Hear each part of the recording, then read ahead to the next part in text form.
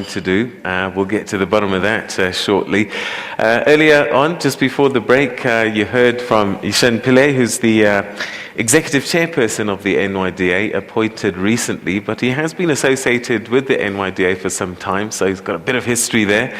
But let's introduce the rest of the panel that are going to be helping us talk about the youth issues in our country. And I'm going to start on my far right with Bokang Munchane, who's former Miss South Africa 2010, and also former Miss Universe South Africa. She's an entrepreneur, which a lot of people may not know, a TV producer as well. She runs a modeling and confidence school, so inspiring and motivating the youth. Welcome. Thank you very much for joining us on the program, and we look forward certainly to hear from a young person exactly what the issues are on the ground and what you've been seeing. Next to you we have the MD of Microsoft South Africa, Mteto Nyati. Thank you very much indeed for joining us on the program. I know that your company recently launched a graduate program for unemployed graduates, I think creating something in the order of 3,000 jobs with the Jobs Fund. We look forward to hearing much more about that and how the private sector can get involved. Mteto Nyati, thank you very much for joining us. Boipelo Nkadimeng, SAB Enterprise Development Manager, thank you very much for joining us on the program. I know that SAB, one of your flagship programs is the Kickstart program, which helps develop businesses. So we look forward to hearing about that as well. Again, another contribution the private sector is making. And Yershen Pillay, Executive Chairperson of NYDA, once again, welcome to you. And thank you all for joining us. I'm going to ask you all just literally to share very briefly your big idea in terms of how we can manage this growing youth that we have in South Africa and what we should be doing. Yershen, they were singing your praises just before the break. But it's not been a rosy story, has it, for the NYDA? If you Google NYDA, I would even say the word scandal comes up quite often. So, and you were deputy chairperson during that infamous reign. So what's going to be different now, now that you're the man in charge? Well, progress is really about correcting mistakes of the past. We know that we've got to acknowledge the past, change the present, and build the future. And we've really got to focus on youth development issues. That's why if you look at the new vision, it's really to restore the credibility, but also to look at what capability the NYDA has to deliver on these opportunities. When you're talking about 7.5 million young people who are not employed, nor not in any learning institution, you've got to then ask the question whether the NYDA as a single agency has the capacity to deliver on that type of expectation. And I think from the past we've learned that the NYDA does not have that type of capacity. And so it has to be a more collective effort. We've got to get all partners on board from the public sector and the private sector, and not be solely dependent on a single agency or actor to develop on or to address issues of youth unemployment, social cohesion, etc. All right. Boipelo, SAB, Enterprise Development Manager, Kickstart. What's your big idea? What's your big thought? I think for us, we saw 18 years ago that it won't just take government to solve the issue of youth unemployment. It takes private sector and government to work together. It's all our responsibility to solve this. And 18 years ago, that's why SAB started the Kickstart program, which was aimed at helping young people to start their own businesses, because right now it will take more than just employing all these people. Some of them have to start their own companies to employ further people, and that's what we're promoting through the Kickstart program. All right. I look forward to hearing a little bit more about how things have changed in 18 years, and also what some of those challenges have been and how successful some of those businesses have been 18 years down the road. Mr. Nyati, what's your big thought idea as MD of Microsoft South Africa? Yeah, thank you so much, Peter. As Microsoft, what we have chosen to do here in South Africa is, first of all, to look at what are the big challenges that we're facing. And that big challenge for us is protecting our democracy. And the biggest threat to that democracy is youth unemployment. So that's why we've chosen to focus on really two things. First of all, to see and find ways and means of addressing the youth unemployment through partnerships. Like Bupelo has been saying, we need to be working with various partners in society and to address this youth unemployment. That's the first thing. The second one is around trying to support small businesses, because these are the companies that can absorb these young unemployed youth. So those are the two key drives that we have as a company within South Africa. All right, and I suppose this is the collective effort that Yershen's been trying to describe, and that's just private sector. Public sector also has a responsibility, but we'll get to that. Bogang, you and I are the youngest on the panel. And I really want to hear from you, because you've kind of succeeded already quite early and quite young, and you're already starting to be a motivator of young people. So you know what's happening on the rock face. What's important to you in this conversation today? I think more importantly, I would love for the young people who are in this room, and obviously those who are watching, to understand that we live in a country that's full of opportunities, and you need to grab them as much as you possibly can. And I think, going back to what Wibula said, that it's not just a problem for the government to actually solve, that we all need to come together and see what we can do. I mean, at my age already, having so many employees and understanding that I wasn't going to wait for somebody to employ me, I decided I'm going to go out there and I'm going to create jobs for other people. And I think that's what each and every single young person in this room should actually, aspire to do. And aside from that, being a person who focuses on charity work, the self-esteem and confidence of our young people, peer pressure, teenage pregnancy, those are some of the things that I focus on.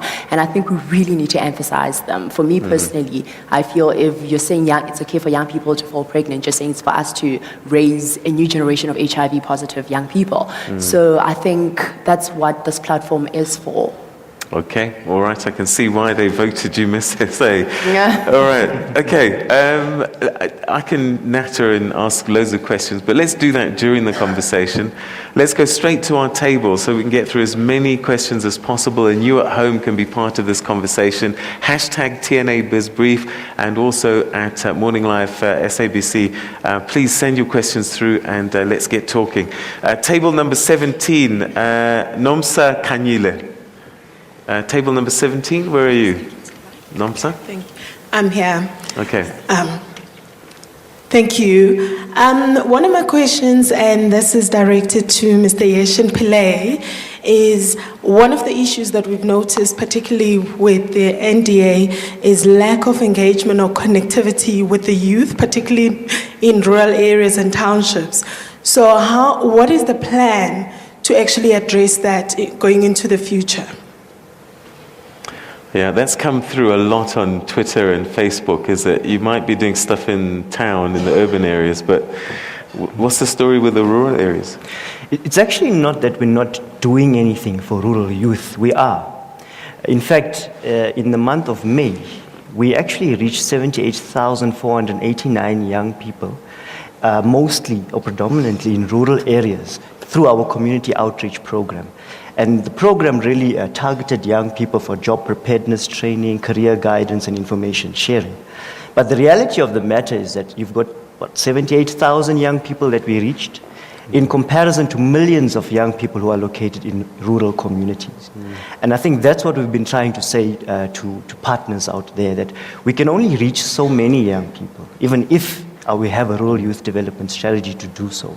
Ultimately, the NYDA, with its 14 branches, 173 local youth offices, can probably reach about 100,000 young people a month with whatever products, services, or programs. But can you imagine how much more we could do if we had to really partner with the public and private sector? Let me ask you this, and I was grappling with this last night, is do we need an NYDA, actually? I mean, a lot of the stuff that you're doing could be done in other agencies, other ministries. It just seems, and now, today, you're constantly going, we can't do it alone, we can't do it alone. And I'm just wondering, do we actually even need to have another agency, another body, instead of maybe perhaps those efforts being used in existing structures? We do. And fundamentally, we needed to coordinate the work of youth development. If we coordinate the work of youth development, one is we will avoid duplication, and two, we'll maximize our resources and extend the reach. So if we have an agency that's able to bring together the public sector, the private sector, and civil society, we may do more for the millions of young people that are out there. Just to give you a good example, the Department of Higher Education and Training is doing excellent work for career guidance in urban areas. We are able to then bring on board other partners to reach rural youth with career guidance services as an example of how we can actually coordinate the work. So it is necessary, and I think it's important that the NYDA exists. Okay, all right. Table number 3, Ndumiso Khadebe. Table number 3. Thank you very much.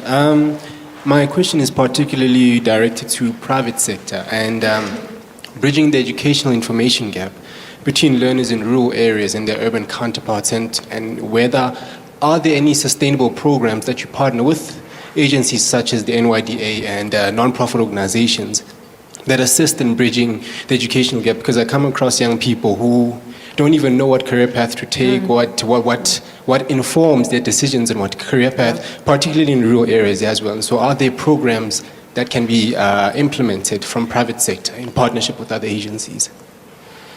Okay, maybe a brief comment from both of you. What do you see as the role of the private sector, particularly addressing his issue?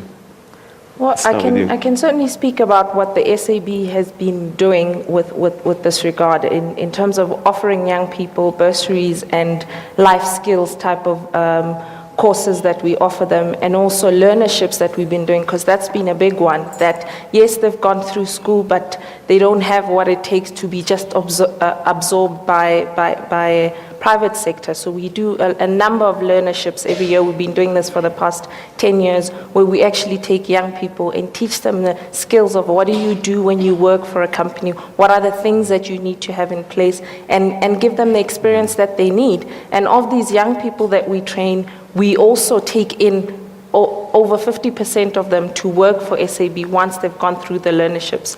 Even more importantly is that they're able to then the ones that we don't absorb are able to go to other companies that we have partnerships with to absorb them in their own companies to work for them. Mteja, I'm going to come to you just now, but a quick question for you. Shouldn't some of these things being taught at school already? I mean, by the time it shouldn't be the job of you as an employer to be teaching basic things that really should have been taught at high school.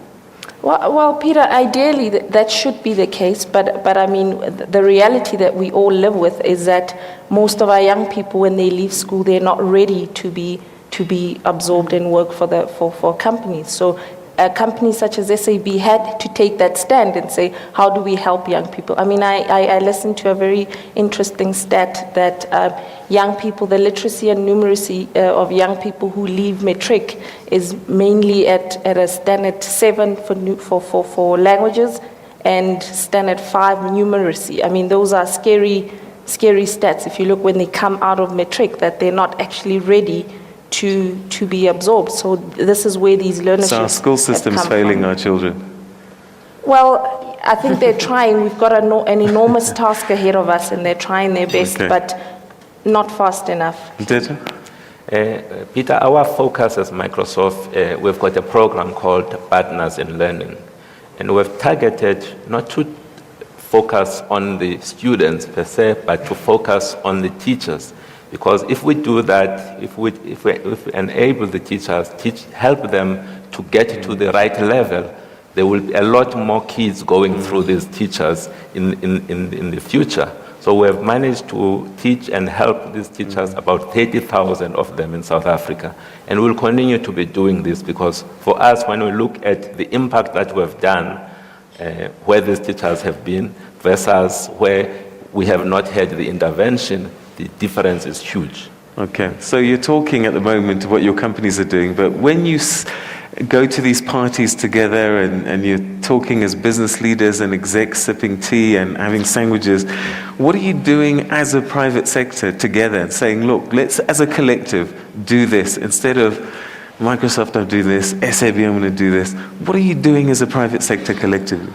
So what you will see, for example, in the initiatives that I'm talking about, you will see Vodacom being there, you will see Eskom participating there with us, you'll see a number of companies, we're looking for companies that share similar thoughts around education, going together, driving certain things. Vodacom, they are great when it comes to networking, connectivity. They can provide that connectivity to schools. Eskom can come in, they're coming in with electricity, we come in with IT. Those are the kind of partnerships that you are starting to see going on today, Peter. All right, okay, we're going to take a quick break, and when we come back, Ditiro is going to be speaking to us from table number 15, and also we'll get your tweets from home as well.